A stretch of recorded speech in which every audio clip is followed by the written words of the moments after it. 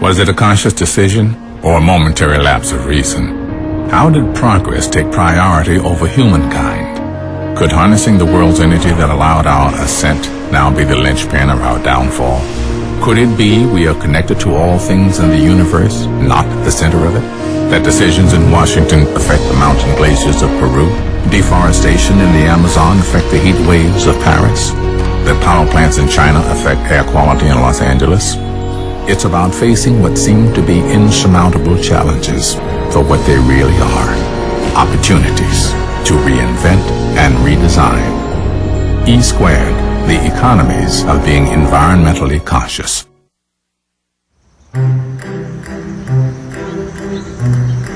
And time for the 7:20 weather report here this morning on 98 Country. For southern Minnesota, expect partly cloudy, windy conditions again here today. Our high right around 55 degrees. Those winds out of the northwest, 15 to 25 in gusty. And then tomorrow, expecting a partly cloudy sky, high of 57. Small town America is literally dying on the vine because people are moving more to the city where there's economic opportunity. And out here we have farming and then the spin-off businesses from farming. And you see more and more abandoned farm places where what we're doing with wind energy is we're adding another cash crop that can put a fair amount of money back into our community.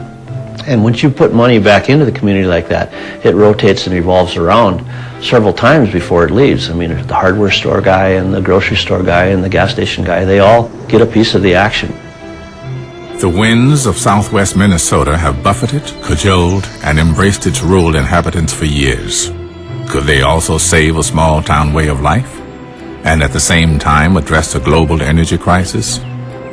We're talking about a resource that is now producing about 0.5% or less of the electricity in the United States, and a resource that has the potential to produce 1.5 times the entire U.S. electricity demand.